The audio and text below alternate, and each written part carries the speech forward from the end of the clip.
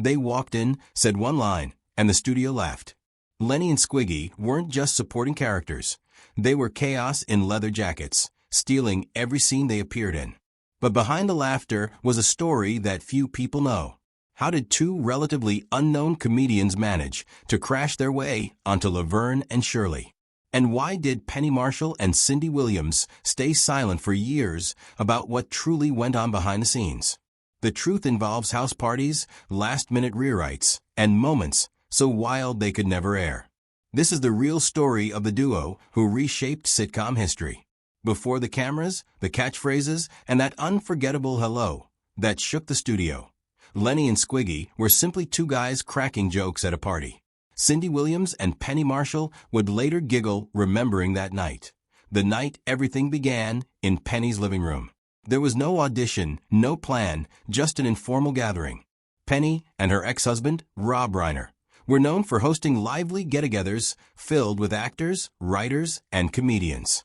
That evening, two visitors stood out, David Lander and Michael McKean. Penny already knew them from The Credibility Gap, a musical satire group that had gained cult status in the 1970s. Their humor, timing, and ability to improvise made them impossible to forget. Then, something magical happened.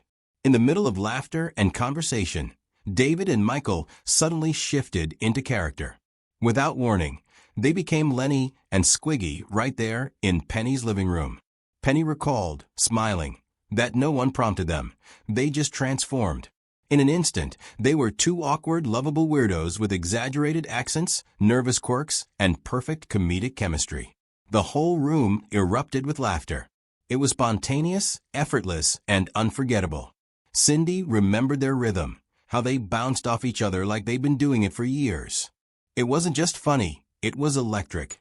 Penny saw raw comic instinct at work.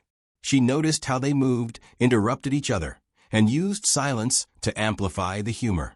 The timing was perfect. Laverne and Shirley was still finding its identity, a rowdy sitcom about two best friends trying to make it on their own. The show rested on the chemistry between Penny and Cindy, but producer Gary Marshall, Penny's brother, wanted more. He needed characters who could burst in, shake things up, and leave the audience gasping with laughter. Penny knew exactly who to recommend. "You have to check these two men out," she told him. The next day, David and Michael were invited to the set. There were no formal tryouts or screen tests, just a chance to perform. When they stepped onto the soundstage, it was déjà vu.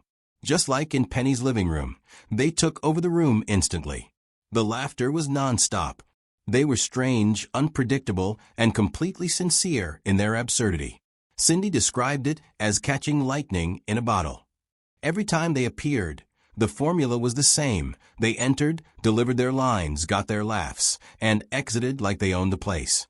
That living room performance became television legend, and it wasn't luck. It was the perfect mix of instinct and opportunity. Penny had known countless comedians who could make her laugh, but very few could make an entire crowd collapse in seconds. David and Michael had that rare, natural gift. They didn't fake being funny. They simply were from their posture to their peculiar way of speaking. Penny would later explain that the concept behind Lenny and Squiggy was simple. They were supposed to enter a scene, say one line, and leave as if the room belonged to them. That's exactly what they became.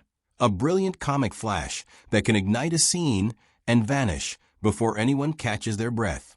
And it all began not in a casting office or writer's room, but in a crowded Los Angeles living room, where two friends slipped into character and changed television comedy forever. At first, however, they were not even intended to be Lenny and Squiggy. When Laverne and Shirley was still new, trying to find its legs, the two were written as Lenny and Anthony. The premise was simple. Introduce two local guys who are awkward, broke, and even more outrageous than Laverne and Shirley themselves. Chemistry was instant. The audience loved it. But before the world met Lenny and Squiggy, one production decision changed everything. As Penny Marshall explained, the character of Squiggy didn't even exist at first. The original partner was Anthony, an Italian neighborhood guy meant to appear in just one episode. It was Lenny and Anthony, Penny said. But the show already had plenty of Italian characters. Phil Foster's Frank DeFazio, Eddie Mecca's Carmine Ragusa, and others. The producers decided they needed something new. So Anthony was scrapped and Andrew Squiggy Squigman was born.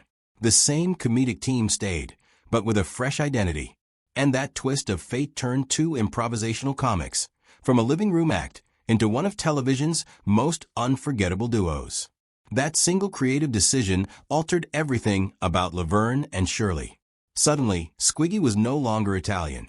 He morphed into something that can best be described as a loose mix of either German or Eastern European origin, depending on the episode. But the nationality in itself didn't matter. It was all about the sound. The name Squiggy leapt off the tongue. Strange, sharp, and cartoonish in ways that made an impression in minds.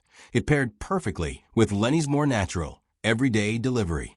There was much more than a superficial name change here. This gave them freedom to be larger, wilder, and far more unpredictable. Their strangeness wasn't bound to culture or accent. They just were. They became the personification of lovable madness. And at that, the audience could feel it. Penny Marshall remembered that the name change was only the beginning. Once they became Lenny and Squiggy, everything else fell naturally into place. The accents, the physical stance, the strange speech rhythms. They had their own world, Penny recalled. They'd come in, say silly things, have everyone in stitches, and sashay out like they had another place to cause trouble. Even Lenny's name had its own comic charm. His full name, Lenny Kosnowski, sounded funny before he even spoke. Penny once joked that Kosnowski sounded like someone shouting, "Help, there's a hog in my kitchen," a perfect reflection of the absurd yet endearing energy the duo brought to every scene. Their names were built for laughs. Long and heavy syllables followed by short, punchy endings. Comedy in sound alone. Cindy Williams felt blessed by the transformation. Then there were Lenny and Squiggy. It just worked, she said. The instant they stepped onto the set, the audience knew mayhem would ensue. Even their names, before either character had uttered a word, could elicit a laugh. And the writers felt liberated by them. Lenny and Squiggy didn't need an excuse to show up. They could burst in uninvited, say their joke, and then disappear like comic ghosts. Gary Marshall, attuned as ever to matters of construction and timing, grasped it immediately. "They come in, get the laugh, and depart," he said. "That's money." Within the show's world of hard-working dreamers and struggling characters, Lenny and Squiggy served as comedic pressure valves. They weren't supposed to be profound or polished. They were raw, simple, and hilarious. When their first episode hit the air, there was no turning back.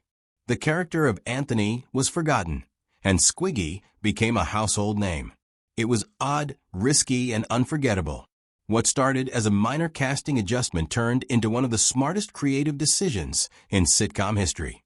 Because once Lenny and Squiggy burst through the door yelling their trademark hello, no one cared who they were originally supposed to be.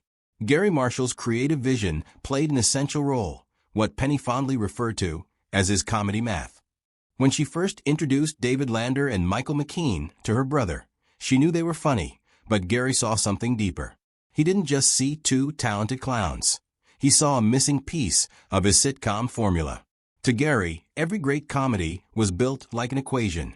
There needed to be contrast, characters climbing towards something better, and others that reminded them just how far there was to go. It wasn't an insult, it was structure.